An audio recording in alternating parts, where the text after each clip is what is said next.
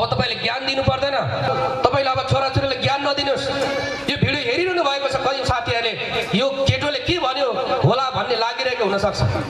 जति पनि साथीहरूलाई म भन्छु, प्यारेन्ट्सहरू तपाईले आजदेखि ज्ञान नदिनुस् बच्चालाई, आज मात्र ध्यान दिनुस्। हेलो हेलो हेलो हेलो बल्ल कनेक्सन आएको छ। के तपाईका छोराछोरीहरूले तपाईले भन्दा मान्नु भएन भने सबैभन्दा पहिला के गर्नुहुन्छ? यदि होमवर्क गरै भन्दा तपाईका छोराछोरीले गर्नु भएन भने के गर्नुहुन्छ? म यहाँलाई प्रश्न गर्न चाहन्छु। असल अभिभावक बन्नका लागि चाहिने कुराहरू आज तपाईलाई म भन्ने छु र आमा बुवा मात्रै बन्नका लागि तपाईले सुन्नै पर्दैन हजुर, मेरो कुरा सुन्नै पर्दैन। हामी बर्थडेमा ठुलो केक होइन हजुर, तपाईले केकको सट्टा बुकेको सट्टा बुक उपहार दिनु होला, तपाईका छोराले प्रगति गर्नेछ।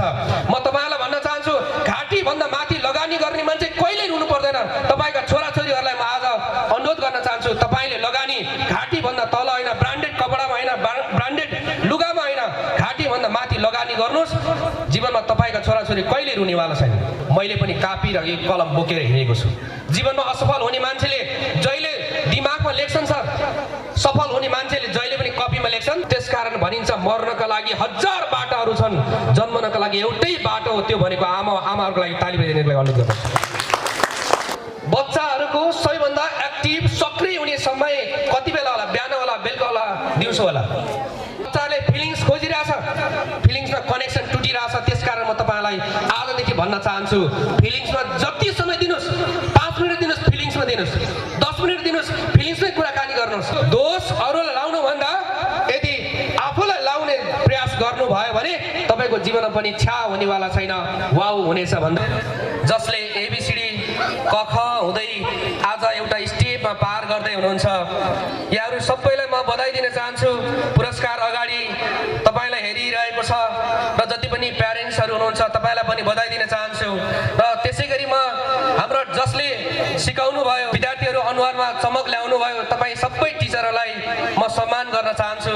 र जसले यो स्थापना गर्नुभयो र जसले साथ दिनुभयो, जसले उद्घाटन गर्न आउनुभयो, यहाँहरू सबैलाई सलाम। किनकि यो विद्यालयको उत्तरोत्तर प्रगतिको कामना हेर्नका निम्ति तपाईँहरू आउनुभएको छ।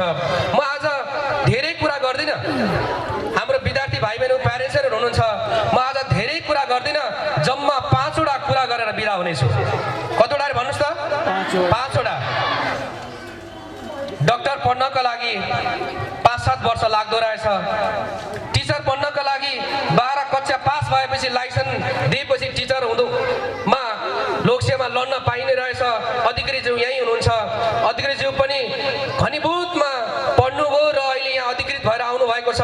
तर सबैलाई टाइम चाहिँदो रहेछ अभिभावक बन्नका लागि, न त कुनै सर्टिफिकेट चाहिँदो रहेछ, न त कुनै प्रमाणपत्र चाहिँदो रहेछ, त्यत्तिकै अभिभावक बन्न सकिँदो रहेछ।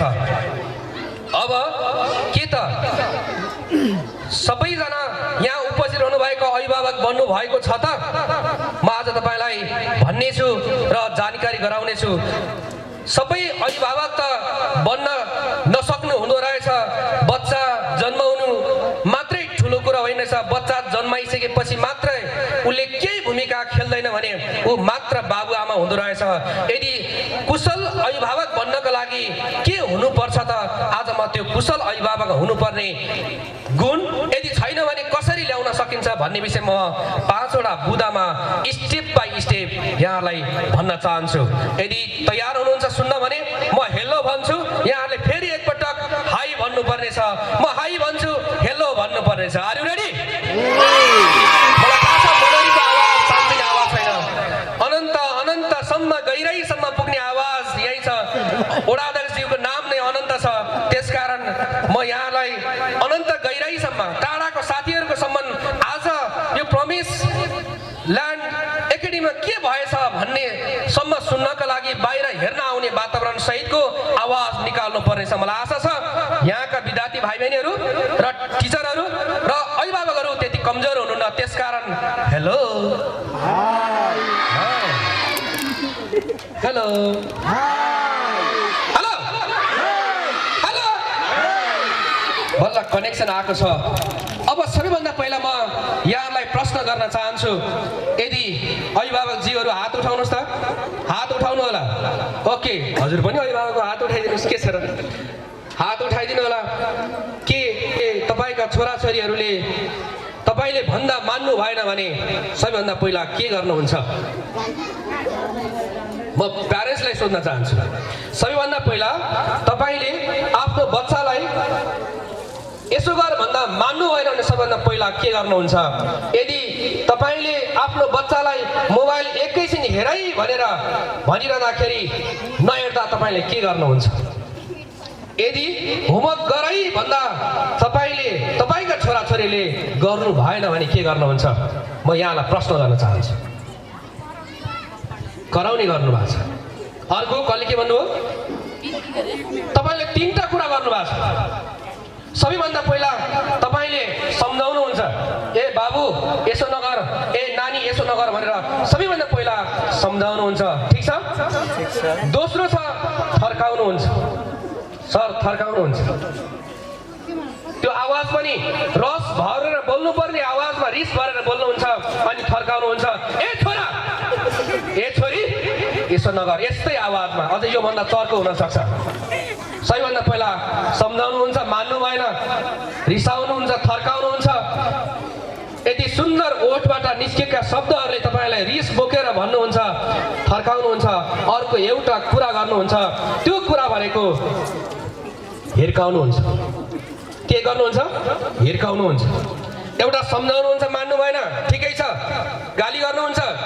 अर्को थर्काउनुहुन्छ, थर्काउनु नि मानेन भने तपाईँले हिर्काउनुहुन्छ। हिर्काउँदा नि मानेन भने घिसार्दै घिसार्दै घिसार्दै यही विद्यालयको गेटमा ल्याएर प्रिन्सिपलज्यू मेरो छोराछोरीहरूले मानेन, अब तपाईँले सुधार्नु पर्यो भनेर ल्याउनुहुन्छ, मलाई थाहा छ 100%। र भन्नुहुन्छ प्रिन्सिपलज्यू कालीमान सर कता हुनुहुन्छ? उहाँले भन्नुहुन्छ अनि ठिकै छ सर, म सक्दो प्रयास गर्नेछु, यही वाक्य आउँछ र तपाईँले छोडेर जानुहुन्छ। के तपाईँ असल अभिभावक बन्नुभयो या आमा बुवा मात्र? असल अभिभावक बन्नका लागि चाहिने कुराहरू आज तपाईँलाई म भन्नेछु र आमा बुवा मात्रै बन्नका लागि तपाईँले सुन्नै पर्दैन। हजुर मेरो कुरा सुन्नै पर्दैन। आमा बुवा मात्रै बन्ने हो भने यहाँ सब कयौँ मान्छेहरू आमा बुवा मात्रै बनेर जीवन धानिरहेका छन्। यदि तपाईँ असल आमा अभिभावक बन्न चाहनुहुन्छ भने आज एउटा कथाबाट सुरुवात गर्न चाहन्छु। हेलो, कनेक्सन टुट्यो। हेलो, अब सबैभन्दा पहिला नर्सरीमा पढ्ने एकजना बालक छ। प्रिन्सिपलज्यूले छुट्टी हुने बेलामा, ए बाबु यो चिठी, ए बाबु यो चिठी हजुरले आफ्नो मम्मीले लगेर दिनु है भनेर थमाइदिनुहुन्छ। छोरा त हो, कति खुसी हुँदै कहिले आमालाई भेटौँला र गर्लममा अँगालो हालेर त्यो दिउला भनेर ऊ दौडेर आमा कहाँ पुग्छ। आमा, आज मेरो प्रिन्सिपलज्यूले एउटा लेटर दिनुभएको छ तपाईँलाई। आमाको अनुहार खुसी हुन्छ, पक्कै यो लेटरमा यस्ता चिज हुनेछ जुन आनन्द आउनेछ।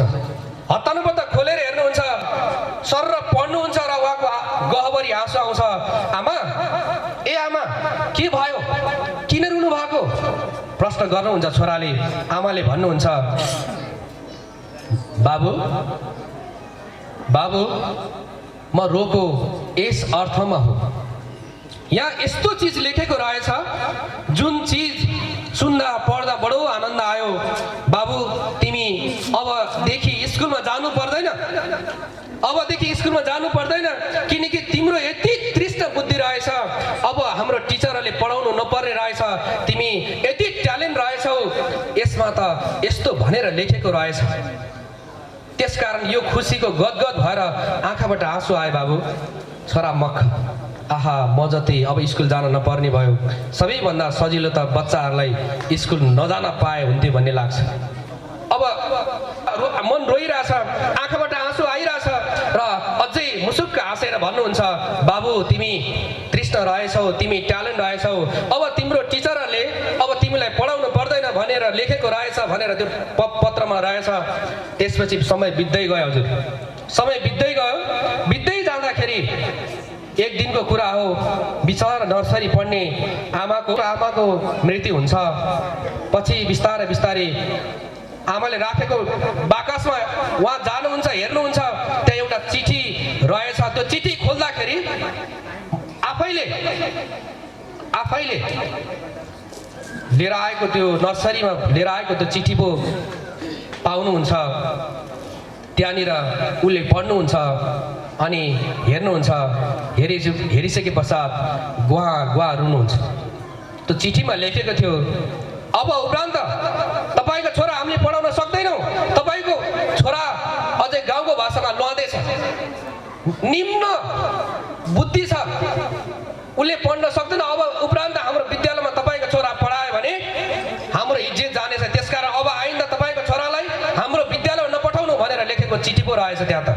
जब मृत्युभन्दा अगाडि नै अब उपरान्त एउटा चिठी लेखेर आमाले पठाउनु भएको रहेछ। त्यो चिठी पनि अर्को कपी पनि रहेछ त्यहाँ। अब उपरान्त मेरो छोरालाई म आफै पढाउँछु भनेर प्रतिबद्धता सहित छोरालाई पढाएको विश्व हल्लायो। छोराले विश्व हल्लायो, संसारलाई चकित बनायो। र सबैभन्दा धेरै अहिले तपाईँले उज्यालो देख्नु भएको छ त्यो बल आविष्कार गर्ने त्यो व्यक्ति त्यही कृष्ण बुद्धिको व्यक्ति हो, जसले आफ्नो आमाले पढाएको थियो। कहिलेकाहीँ टिचरहरू अरूले नराम्रो भन्ला, तपाईँ ढुक्क रहनुहोस् कि त्यही कृष्ण बुद्धि भएका मान्छेले यो संसारमा लिड गरेका छन्। अहिले पनि हेर्नु होला, 12 पास गर्ने मान्छेहरू अहिले गृहमन्त्री बनेका छन्, जसले अरूलाई हल्लाइरहेका छन्। तर हामी के गर्छौँ, ठुला कुरा गर्छौँ, ठुला आफ्नो छोरा त्यस्तै होस् भनेर कल्पना गर्छौँ। निराश नहुनु होला आमा बुवाहरू। बुद्धि मध्येको अगाडि गएर बोल्नै नजान्ने मध्येको सबैभन्दा एउटा केटो मध्ये मै पनि हो। बोल्न आउँदैन थियो, अगाडि गएर बोलौँ भने सबै कालो भएपछि आमाले भन्नुभयो, ए छोरा तिमीले यो संसारमा सानो बोलेर हुँदैन, तिमी अगाडि बढ्नुपर्छ भनेर कैलाशको केटो घाँटीमा आमाको तिलेरी बेचेर बजार छिरेको। त्यसकारण प्यारेन्ट्सहरू, म आज तपाईँलाई भन्न चाहन्छु, हामी बर्थडेमा ठुलो केक होइन हजुर, तपाईँले केकको साथमा बुकेको सट्टा बुक उपहार दिनु होला। तपाईँको छोराले प्रगति गर्नेछ। म तपाईँलाई भन्न चाहन्छु, घाँटीभन्दा माथि लगानी गर्ने मान्छे कहिल्यै रुनु पर्दैन। तपाईँका छोराछोरीहरूलाई म आज अनुरोध गर्न चाहन्छु, तपाईँले लगानी घाँटीभन्दा तल होइन, ब्रान्डेड कपडामा होइन, ब्रान्डेड लुगामा होइन, घाँटीभन्दा माथि लगानी गर्नुहोस्। जीवनमा तपाईँका छोराछोरी कहिल्यै रुनेवाला छैन। एक दिन तपाईँलाई भन्नेछन्, आमा तपाईँको कारणले गर्दा आज म यो अवस्थामा पुगेँ भनेर सलाम गर्नेछन्। आज म तपाईँलाई भन्न चाहन्छु, त्यति मात्र होइन, 5वटा कुरा बाँकी नै छ। अब थोरै समय छ, मलाई थाहा छ। अब तपाईँले ज्ञान दिनु पर्दैन। तपाईँले अब छोराछोरीलाई ज्ञान नदिनुहोस्। यो भिडियो हेरिरहनु भएको छ, कति साथीहरूले यो केटोले के भन्यो होला भन्ने लागिरहेको हुनसक्छ। जति पनि साथीहरूलाई म भन्छु, प्यारेन्ट्सहरू तपाईँले आजदेखि ज्ञान नदिनुहोस् बच्चालाई, आज मात्र ध्यान दिनुहोस्। ज्ञान दिनका लागि टिचरहरू धेरै हुनुहुन्छ। कयौँ टिचरहरू यहाँ ड्रेसमा हामी सजेका छौँ, कति राम्री बनेर आउनु भएको छ। उहाँहरूले दिनुहुन्छ ज्ञान, हजुरले मात्रै ध्यान दिनुहोस्। जसले अहिले हामी 21औं शताब्दीको आनन्द छ, हामी 21औं शताब्दीको मान्छे। अबको हाम्रो भाइ बहिनीहरू 21औं शताब्दीको होइन हजुर, एआईको शताब्दीको मान्छे हुनुहुन्छ। एआईको शताब्दीको मान्छे। हामी 30औं वर्षसम्म सिकेको अनुभवले अब हाम्रो भाइ बहिनीहरू हुनेवाला छैन।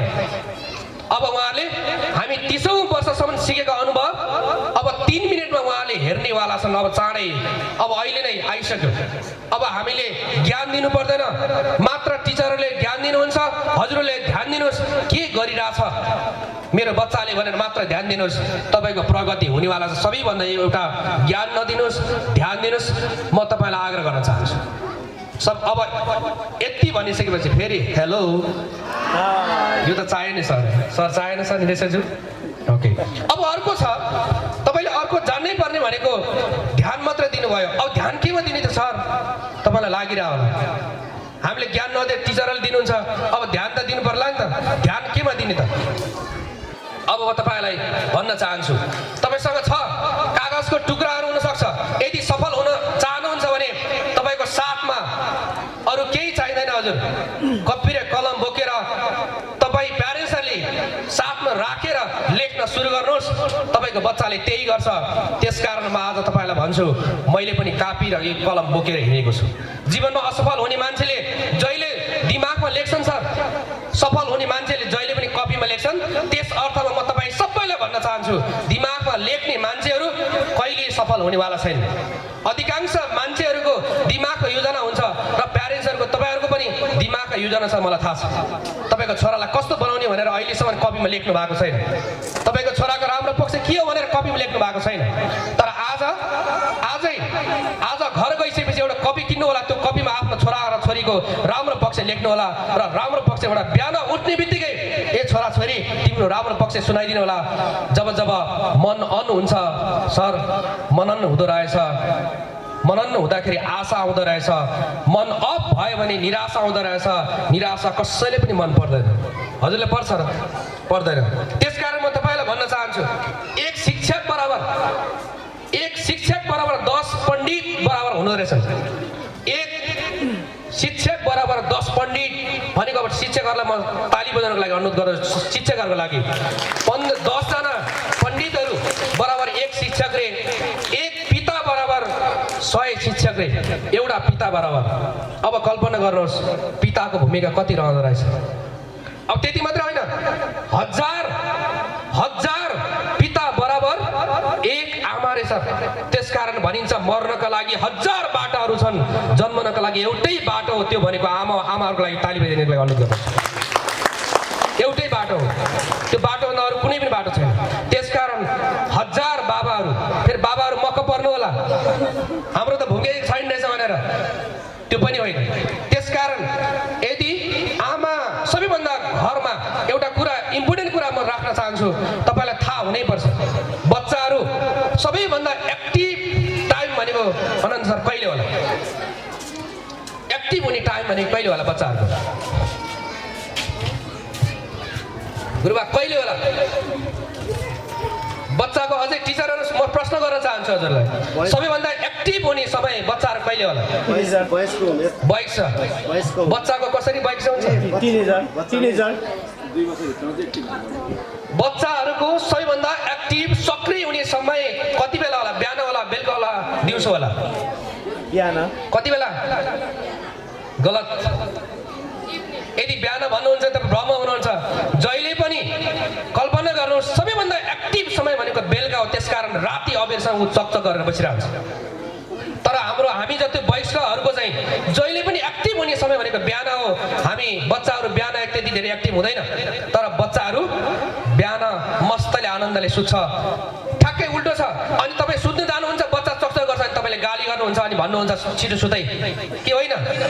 तपाईँले छिटो सुतै भन्ने बच्चाको ह्याबिटमा के छ? ऊ बेलुका सक्रिय भइरहेछ, अनि तपाईँले बेलुका मेरो बच्चा सक्रिय हुन्छ भनेर 1 घन्टा पनि समय दिनु भएन भने तपाईँको बच्चाले प्रगति गर्नेवाला छैन।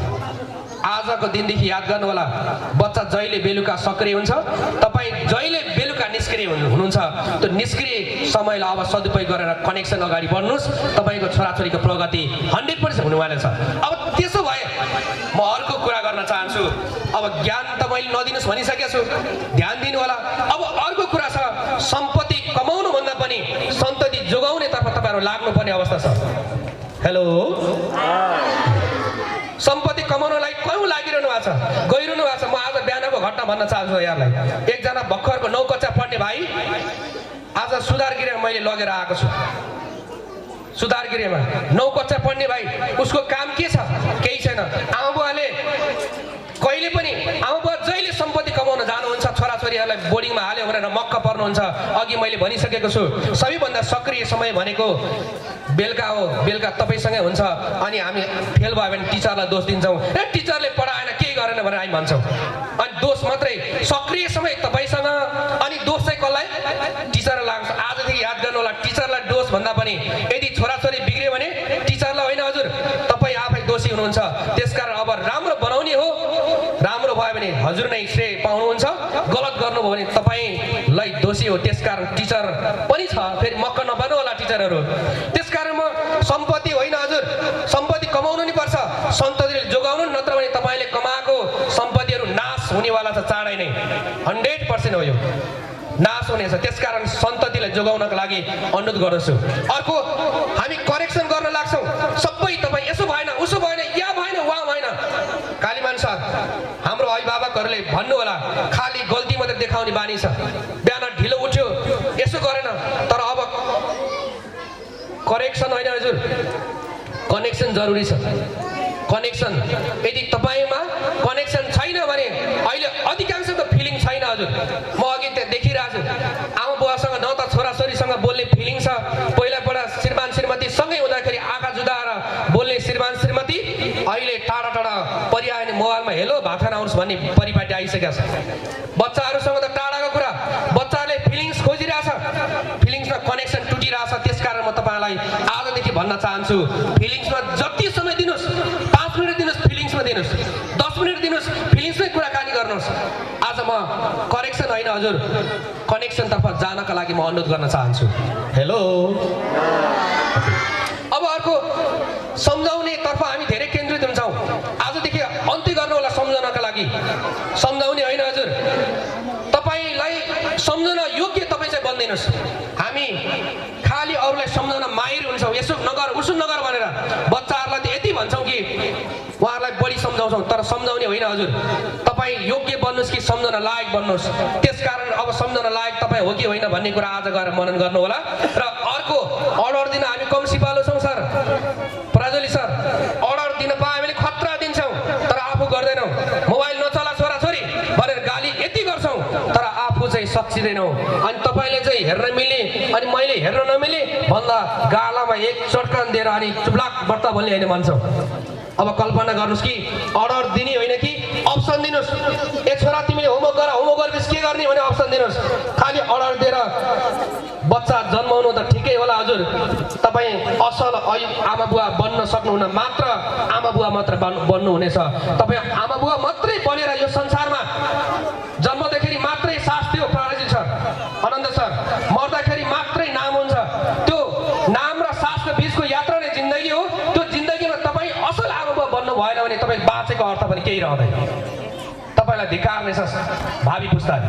त्यसकारण म तपाईँ असल अभिभावक बन्नका लागि बाँचेर पनि यस्तो काम गर्नुहोस्, यस्तो काम गर्नुहोस्, यस्तो छोराछोरी वाउ भन्ने बनाउनुहोस्, यस्तो टिचरहरू पनि यस्तो विद्यार्थी बनाउनुहोस्। अनि तपाईँको जीवनमा कहिले असफलता भन्ने हुँदैन र अगाडि जाँदाखेरि पनि वाउ वाउ भन्ने छ, छ्या भन्नेवाला कसैले छैन। अन्तमा समय हामी जहिले सामान दिन्छौँ सर, मलाई लाग्छ हजुरको घरमा यति धेरै सामान छ, बच्चालाई खेल्ने गेडा यसो हेऱ्यो भने घरभरि सामान छ। म आजदेखि तपाईँलाई भन्छु सामान दिनु नि पर्यो तर समय दिनुहोस् हजुर।